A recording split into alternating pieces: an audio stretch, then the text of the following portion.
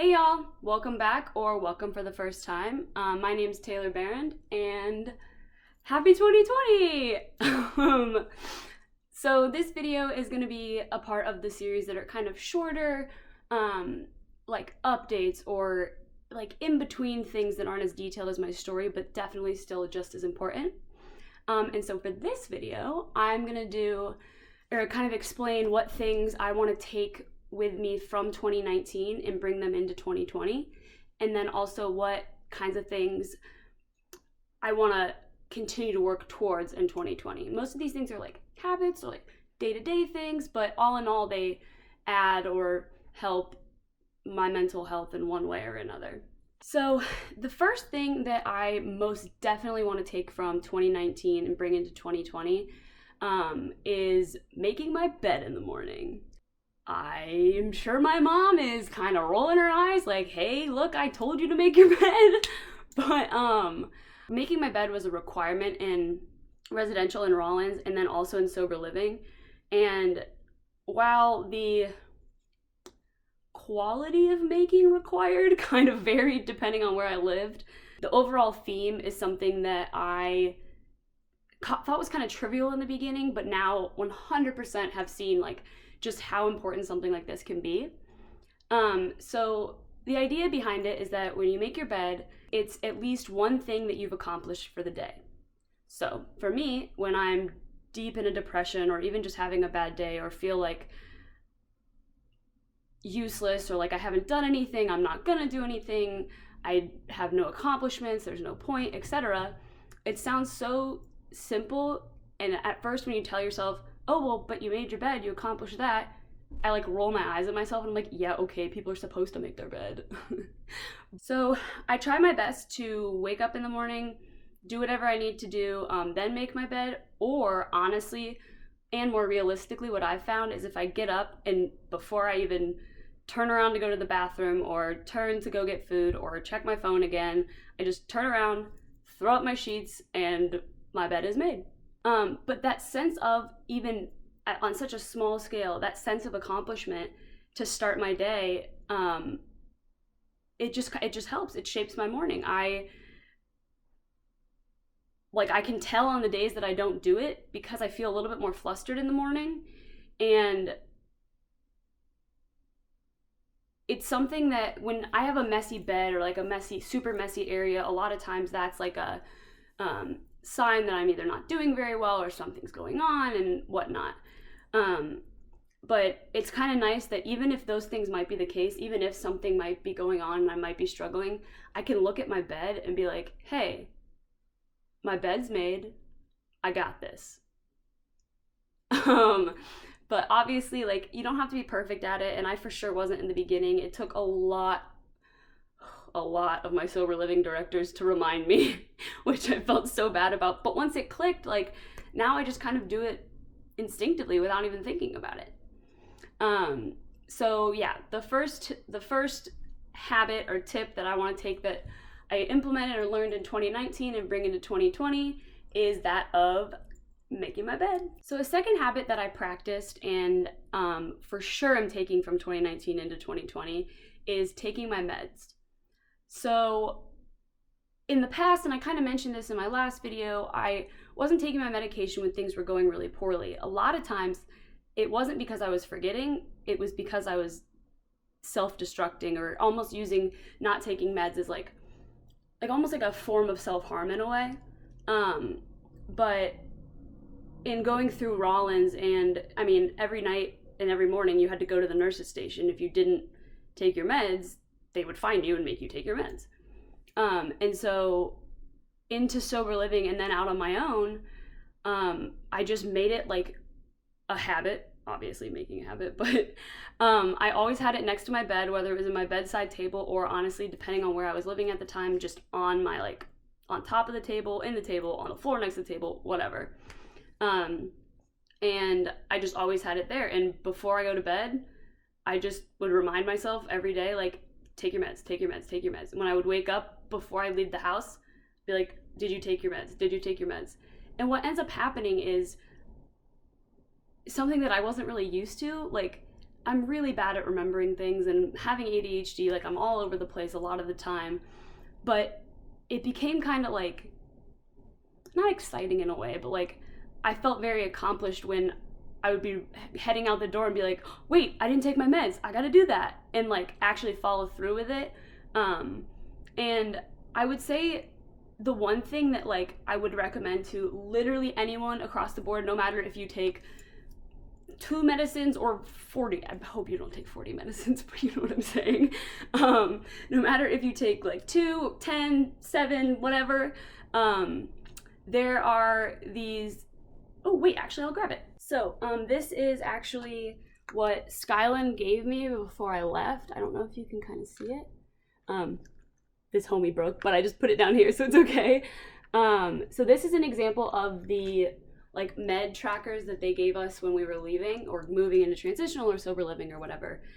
And it's honestly like the only reason why I know whether or not I take my meds some days, because I can look at it and be like, all right, so for example, this is Monday, I took Monday nights, and then I should have nothing in Tuesdays, which I don't because I took them this morning for AM, and then Tuesday PM I know is this one. So like, let's say I get to a day when it's like all the way full.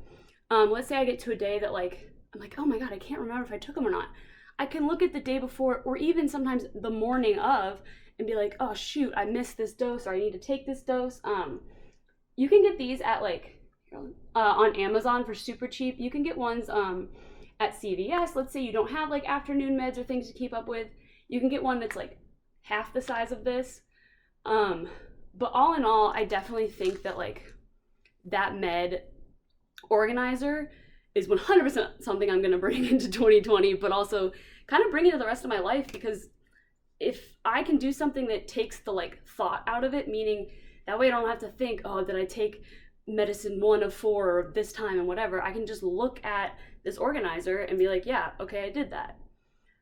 Obviously an important part is that you fill your organizer. That did also take me a little while to like get used to doing, but that's kind of like making the bed thing. Like you just have to practice until next thing you know, like I'm filling my med thing just as soon as I see it's a day from empty and it's just full. So yeah, there's tip number 2. So of some of the like habits or things I've been practicing, especially over the last year, some of them haven't quite stuck yet. And so those are ones that I want to take from 2019 into 2020, but really use the beginning of this year to hit the ground running per se, and figure out or focus on and realize, do whatever each of these habits are. So one of those for sure is leaving dirty dishes in the sink. Ooh, not great. Wouldn't do it in Georgia. There are bugs. Didn't know that. But anywho, I live alone right now, but I also still did this when I lived in sober living, and I'm sure my mom can attest to this my entire life. Oh, sorry, Mom. But when I'm done eating or cooking, like if the dishwasher's empty, I'll put the dishes in the dishwasher, no problem. I'll rinse them off, like totally fine.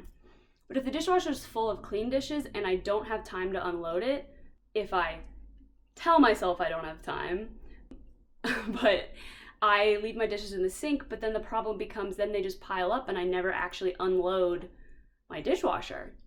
And so one thing I've realized is I would always say, I don't have enough time, there's not enough time.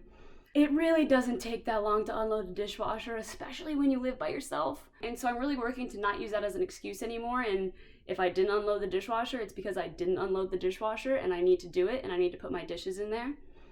So one of my like goals within this is to A, unload the dishwasher when it's full. B, if there are dishes in the sink, rinse them off completely so that there's no food on them. Or C, I mean, I could hand wash them, but like if we're being real here, I probably won't do that. Just also that like when I look at my sink, I want to remind myself, hey, is there a dish in there? Why is there a dish in there? Is the dishwasher full? Can you put dishes away? Is it super dirty and full? Can you run it? Et cetera, et cetera. And that for sure helps me feel just a little less like spastic and all over the place. And I think it's kind of one of those things like making my bed where you don't realize how significant of a like impact your environment has on you until you are living in shambles and miserable and like, I don't know what the problem is, and it's a problem. I want to work on putting dishes away and those kinds of things. And the other thing that I really want to work on is putting my laundry away. I am really good at doing the laundry, but then I forget to put it away and then just like live out of the laundry basket. And I know putting laundry away doesn't seem like, how does that help your mental health? Like, that's silly, whatever. Again, it's on the same playing field as like the bed and the dishes. It gives me, at least, and from what I've heard other people, a sense of accomplishment. Like, when I look at my room and I can say, wow, like, all of my clothes are put away, all of this is done, I did that, no one else did that.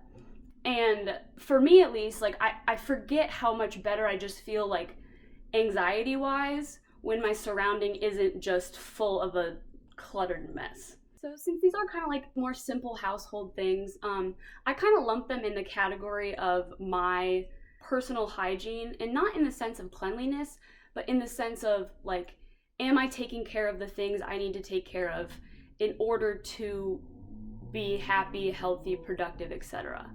And if I can stay on top of these things that after a while are sort of like a no-brainer, meaning I don't really have to think of them, it's second nature, that's just one more thing I don't have to think about down the line. It's one more thing that I don't have to worry, oh gosh, is someone coming over and there's 1,000 dishes on my sink and it's disgusting, or I'm going home to my house in Ohio and my mom's gonna be like, make your bed. Now it's just made. It's not a discussion, it's not an argument, it's not a anything. I just try to do it. And like I said, pretty much though, what this is about is creating that sense of accomplishment for yourself. So if there's a habit you're trying to break or trying to implement that you just haven't yet for whatever reason, I challenge you to definitely take this week and the next couple weeks and decide on one and really work towards that. And don't use, like I have, the excuse of, oh, I'll get to it later, oh, it's not that big a deal. Because I can definitely say from my own experiences, it really is a big deal, and it has made a world of difference in my life. So those are just like kind of some like household tips, suggestions, or habits that I am taking from 2019 into 2020. Feel free to try any of them, and if y'all have any questions, you can comment, or my Instagram link is in my bio. You can DM me on there, because definitely like these are one of those things where as a broad thing, it works for a lot of people, but obviously there are some things individually that may work better for some and not for others. But yeah, I would love to talk to y'all about it, and if not, I hope you have a phenomenal day, and it's been a good start to 2020. Try to find maybe one habit in your life that you're trying to break or trying to implement, and don't keep saying I'm gonna do it tomorrow. Just do it today. Bye y'all.